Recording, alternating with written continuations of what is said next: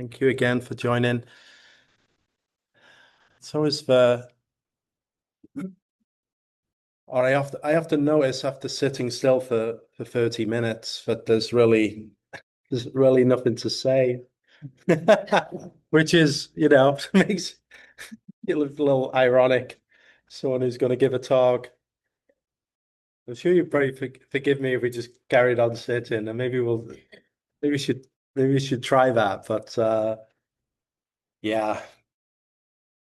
Um Susan and I were on our way here this morning. We have a little ritual of stopping to get coffee, like to stop and get a cup of coffee first on the way. And the barista asked, "Oh, where are you going this morning? What are you up to?" And I said, "Oh, we're going to a meditation meeting, meditation class." I'm like, "Oh, wow, cool. Like, where's that?" And I said, "Oh, it's in Palm Springs." I said, "Oh, what kind of meditation?" I said, "Oh, well, it's the Vipassana and Zen." But it's like, "Oh, Buddhist." And I'm like, "Yeah, yeah, Buddhist, but you don't have to be a Buddhist to come though, you know?" I said, well, to meditate. And she's like, well, no, of course you don't. All you need to be is a human being who can breathe. I'm like, like, thank you. Like, I love meeting like people of wakeful people, like people of awakened, people who are alive and present in all kinds of just all around in all walks of life. But I meet a lot of them at a checkout or a grocery store or a drive-through or a hardware store or what, just everyday people, everyday lives. And so we have this profound practice of meditation, of sitting. Um, Susan and I were just with a school group, like a university level group, sometimes, and they do some practice. And it's there's always this kind of a mix of maybe a third of people really want to do it. And a few people who really want to do it and maybe will stick with it, one or two often from the whole class. And then a third who are curious and open, but maybe wouldn't normally do it, but let's see how this is. And then there's usually a third who are somewhat under duress, who kind of don't want to do it. Like, and this is a practice, wow, you got to really want to do it. Dharma practice ultimately, or have to do it even to continue with it, to continue with meditation, with Dharma, with this way. It really is a practice where there's a deep commitment to oneself, to the world, however we might want to describe it. It's maybe not commitment to something, it's just a commitment to exploring and illuminating our lives as they are. And sitting practice is the most direct way to investigate this mystery, to just sit and to be as we are in the world as it is, and to let those two things be realized as one living thing, the world and this one here. I was wanted to bring up a koan from the Zen tradition as a talking point. It's not one maybe I've ever maybe I brought it up once or ever. It's appreciated as one of the most difficult koans out of there's probably somewhere close to 700 koans in the Zen tradition, or at least in the lineage that I've practiced. And out of all of those, there's 8 which are considered the most difficult, and this is one of those. Right? But it's considered difficult in the sense of difficult to pass through rather than difficult to pass. Right? There's a distinction there. Difficult to pass through koan. So this one is from a collection called The Gateless Barrier, and it's called a cow passes through a latticed window. Right. So yeah, we're off to a good start. So a Zen teacher, Goso, said, for example, it's just like a great cow passing through a latticed window. Their head, horns, and 4 legs have all passed through. Why is it that their tail can't pass through too? So in this translation, it's translated as cow. It's actually talking about what would be a water buffalo culturally, which it's like if I read, it's just like I have to compare myself. I guess nobody chooses cow as a spirit animal typically, it's just like but like so water buffalo is a little more like, yeah, okay, I can be more of a water buffalo. Sounds a little cooler to me, to be a water buffalo. But this is used in Zen, that device in Zen, what water buffalo or cow is pointing at what is our actual original nature, the original nature of the deep, full expression of self nature that ultimately is the whole world being manifest as this one here. When we're talking about the water buffalo of a cow, we're talking about this true nature. That's what we're involved in when we sit. We're expressing our true nature. Well, we always are. 24 hours a day, 365, that true nature is being expressed. But how the depth of how much of that is really realized and expressed, that's the work of practice. That's the work of Dharma. Because if you're anything like me as a human being, my head is mostly full of me, I, that's experiencing kind of a world of people and things. Right? So there's like me, I, and the world. And in Zen, we have there's a pictorial example of a process of practice called the 10 ox herding pictures, 10 water buffalo herding pictures. And in a pictorial way, which is kind of like a very useful way to show the journey of practice. It begins as a person looking for enlightenment or looking for the way, and then glimpsing this water buffalo, this ox or cow, and then trying to catch it first, and then trying to ride it. And then the journey kind of goes on from there, where these two things are seen as being not distinct and not separate. So this is what, like this example of this cow or water buffalo. It's like that passing through a latticed window. The head, horns, and 4 legs can pass through, but the tail can't. Like so many, like many koans, there's an absurdity here. It's just, well, that doesn't make any sense, to get through the window of the head and the horns, the tail, the legs and everything can go through. Why is the tail unable to pass through? That's our koan. So if we look like what this might mean, what is this pointing to? When we start, particularly when we start Dharma practice, the head has not passed through, right? Like the head is often full of ideas. There's a lot happening between the ears, and we're kind of finding all kinds of barriers and complications, right? And we might try and work out this life in our heads. Please raise your hand if you achieved that result, right? It's like to work out this satisfactorily, the world of this experience, just to intellectual knowledge is a profound device and has a wonderful place in our world and in our lives. But when it comes to really understanding this mystery that we're involved in, this life, it runs against its limits. It only goes so far. It gets stuck. Right? We realize the head, me, I, can't find a way through the Dharma. We run up against what can be known. and the limits of that. And when we learn that and then we persist, again, we're persistent with practice, and we realize this isn't something I'm just going to work out and then get past. But instead, we understand the limits of that, and that then ceases to be a barrier. Working it out ceases to be a barrier, then the head can pass through. You realize, oh, that's okay. There's things that we can know, and there's things that we don't know.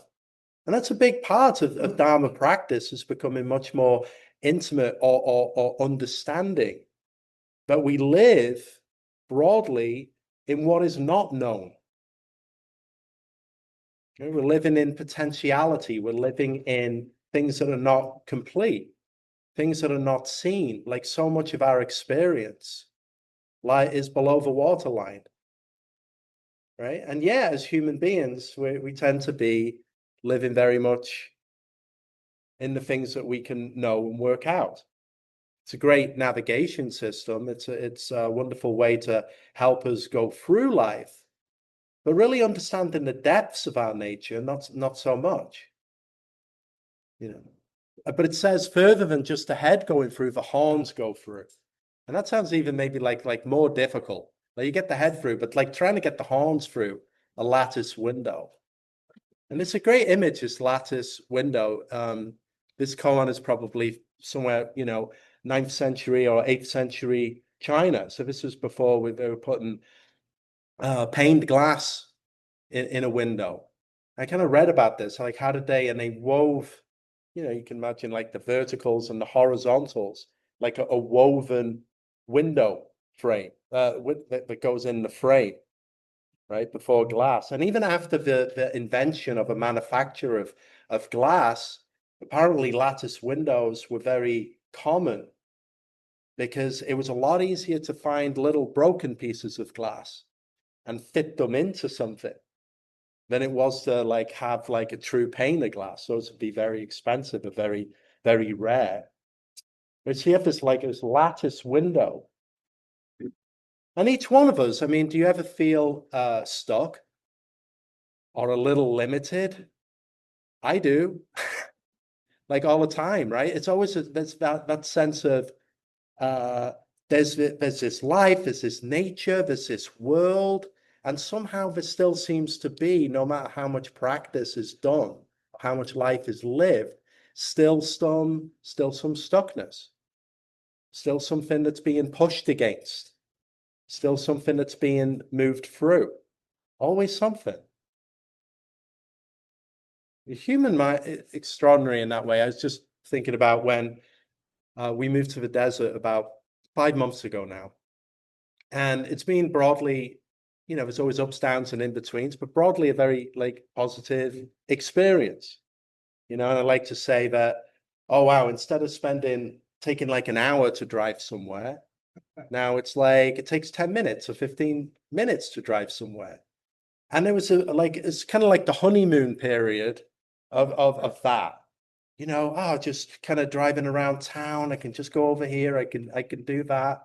And then after a little while, I'd sort of pull up at the traffic lights of Portola and Fred Waring, and then just try and time it and get there. And it just turns red, and it's like, oh mother, God damn it!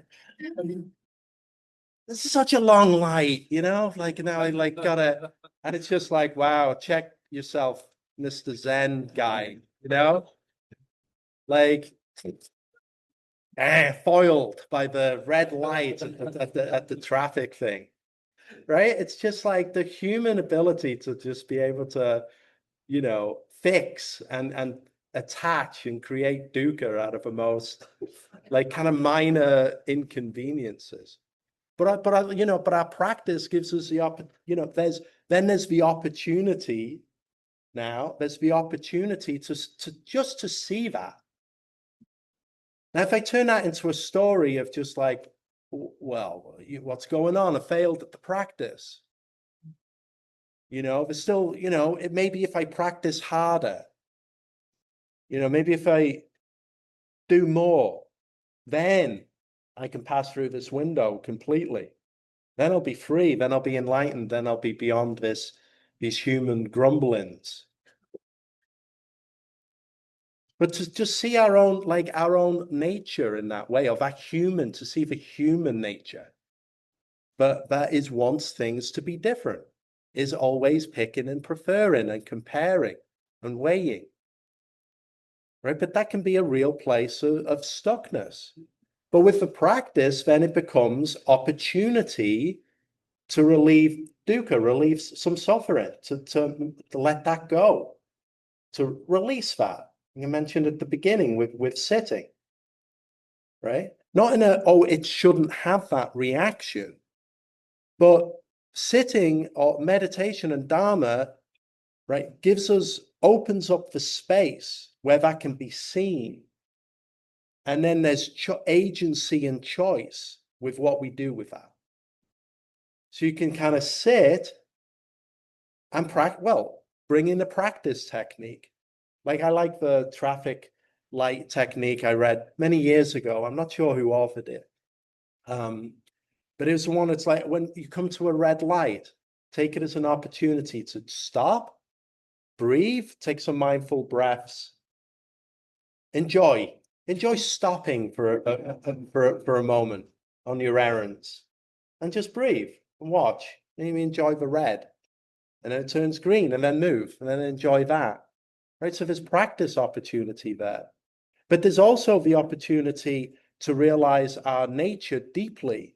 The one who watches for human reactivity, right? That place where you just see your own mind react, and you can even, rather than finding fault with that one, you actually extend an arm of compassion to that one. That human being who was trying to get around town, who always has a laundry list of things to do, preferences, and to let that one be that one, but to sit unmoved and just experience that one, and then to smile, and to smile at your own self, that self nature. But who is the one who is smiling at our own self nature? Now, this is often, when we're coming back to the horns, in our practice life, we often come up against the deeper ways in which we describe the world, people, and ourselves. And then we get into the horn territory, right? The beliefs, the opinions, the ideas, the real fixed stuff that's really can be really bound up with how we describe the world and ourselves and other people. That's difficult in practice to work with those things. It's like trying to get horns through a lattice window.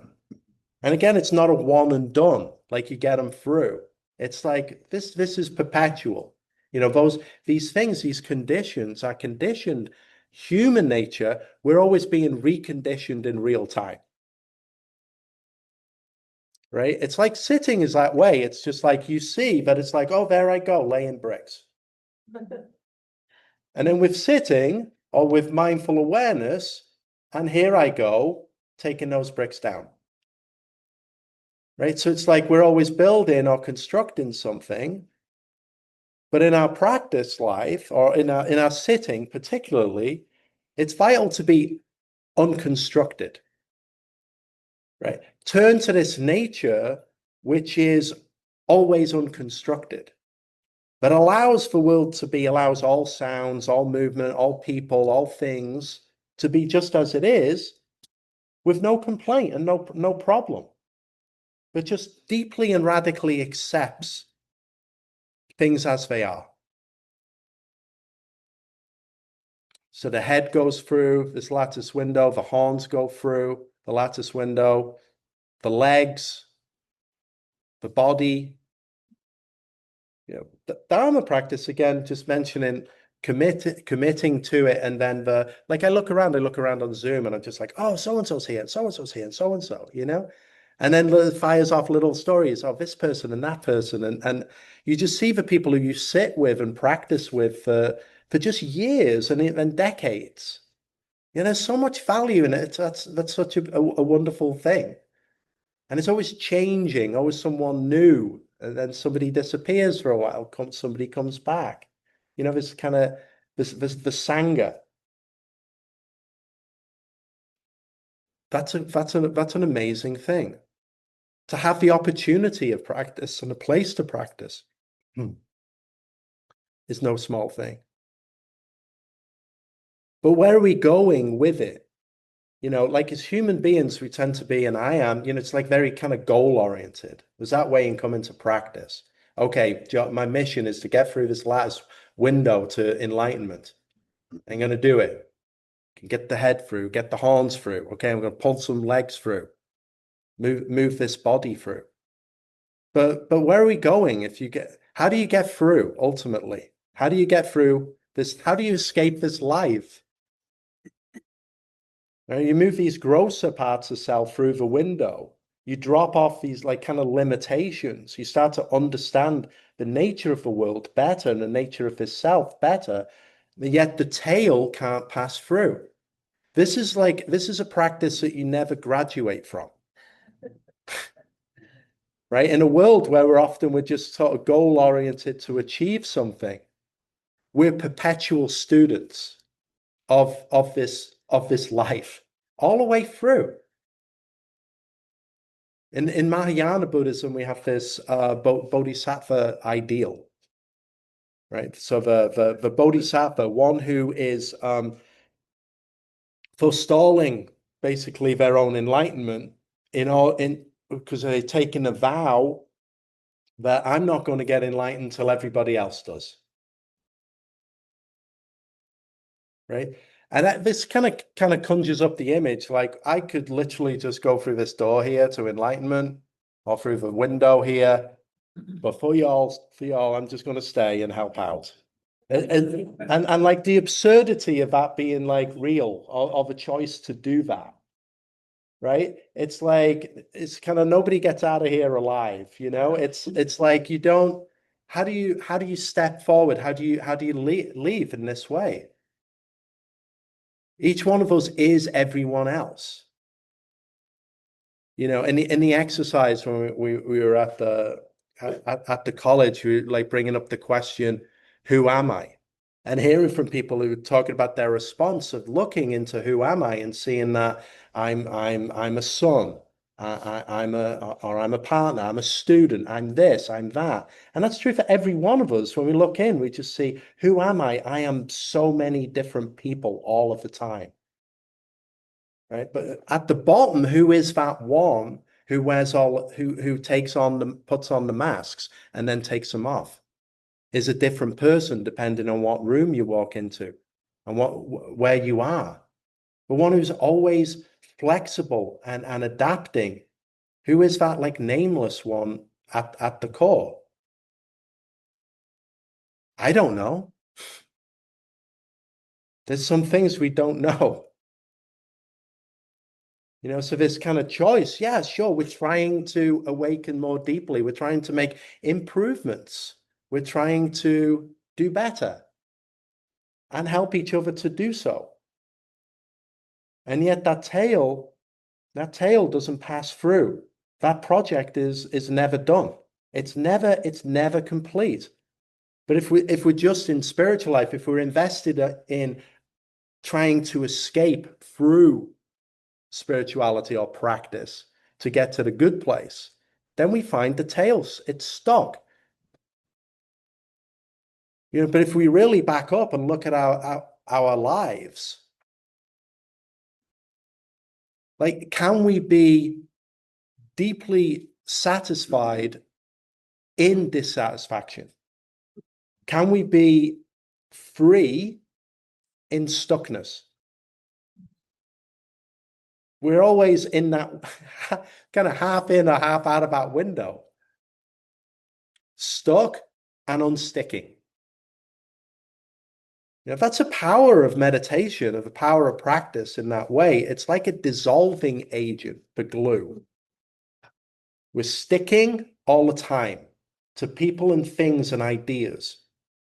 And then you apply presence. You just bring in, allow the light of awareness to come in, and it dissolves those sticking points, which were only stuck between the ears. They were never really stuck. And things pass through. But to be, you know, ultimately to be, yeah, rather than escaping this life, to be deeply at home and allowing of the way things are. That's the more difficult ask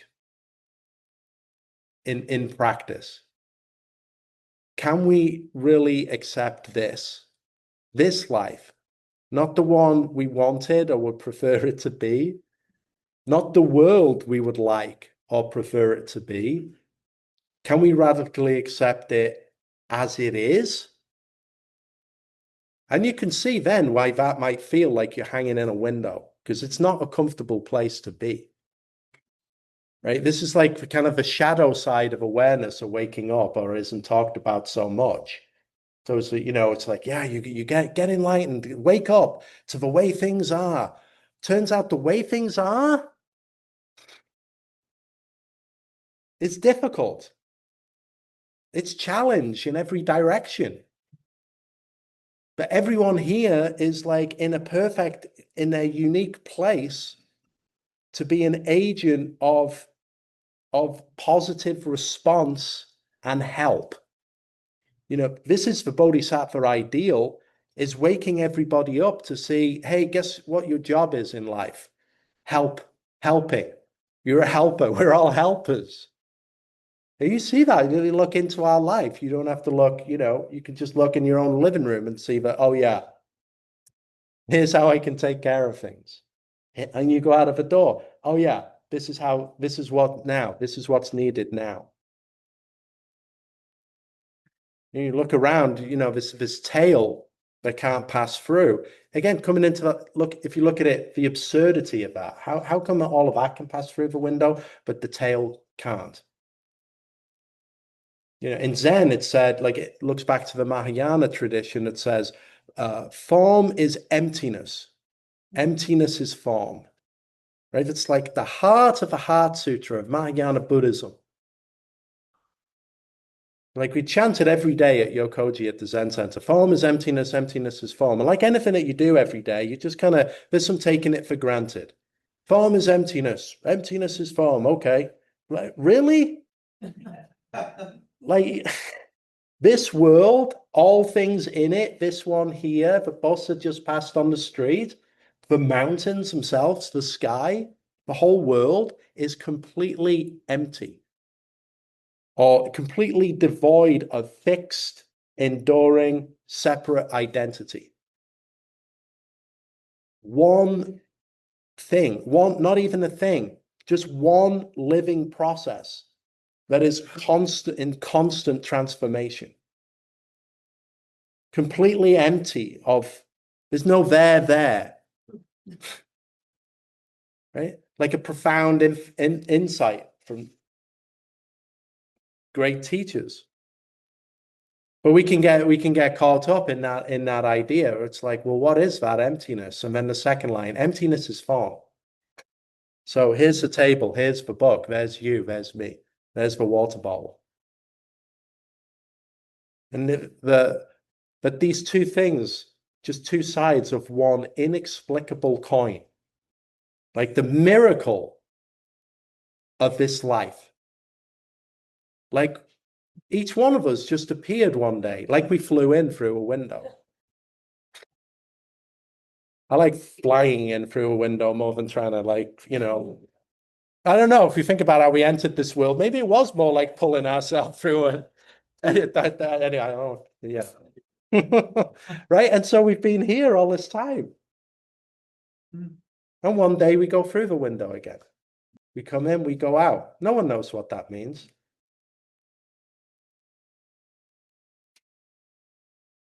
But it is profound and mysterious and precious. And when we look deeply into our role, our purpose, the purpose here, right? If we look for meaning and for purpose outside, we can find some for a while, but anything out there is always impermanent. For our practice, we realize and express real meaning and purpose.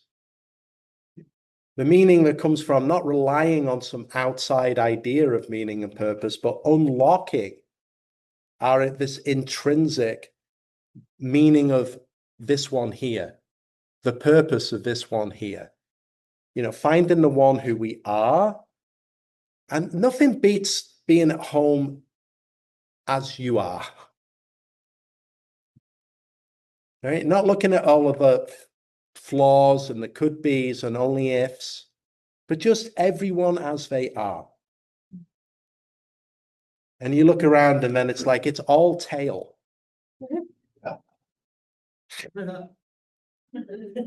The fact that there's anything at all is absurd.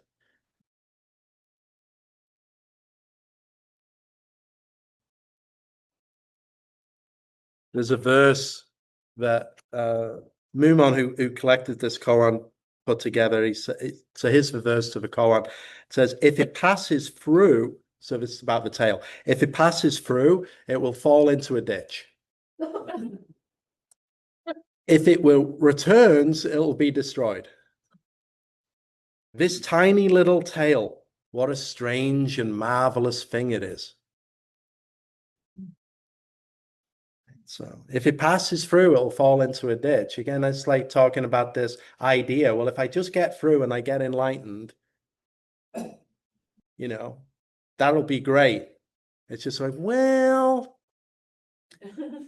if you arrive at the place where you think you've escaped this life and you're enlightened, you're in a ditch. Because that isn't real. If it returns, it'll be destroyed. Well, you don't have to worry about that because the toothpaste doesn't go back in the tube. You don't go back. You don't go back. That's good news and bad news, however we take it, but it's just the truth of this realm that we live in. The arrow of time goes forward. Right? What was that Robert Frost said about life? I could tell you one thing, it goes on. Right? So poignant. It's so, you don't go back. But that's also opportunity.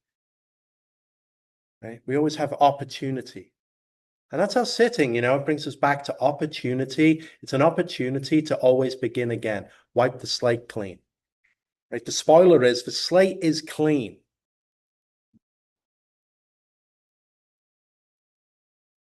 But we're messy eaters. We leave things on the plate. And that's why we practice to come in and return. Clean slate, begin over again.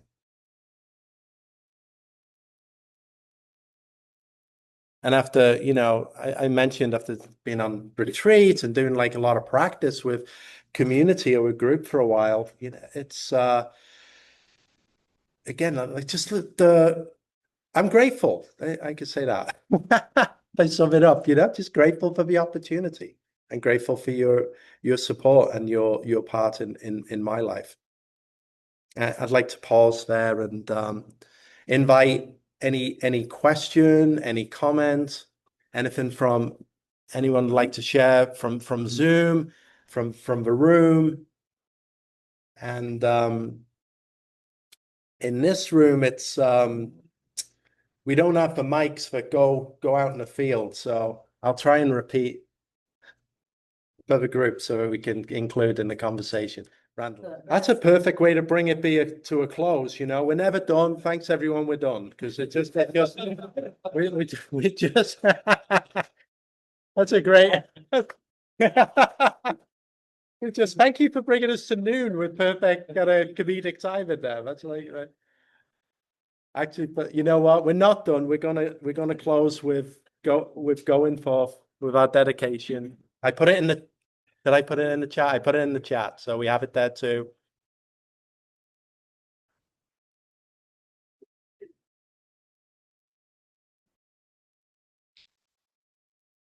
Going forth into this world, so in need of light, may I bring all the kindness and wisdom I embody to each being and each situation that I meet. May the power of my practice today strengthen my resolve to be an agent of peace and justice in this world. Going forth together into this world, so in need of light, may we together bring all the kindness and wisdom we embody to each being that we meet. May the power of our practice today strengthen our resolve to be agents of peace and justice in this world. We dedicate our practice for the liberation of all beings, the great, the small, the wise, the ignorant, the powerful and the powerless. May all beings be liberated from sorrow and loss, hatred and injustice, scarcity and want, and every form of suffering. May our practice today be a prayer for peace, all beings without exception.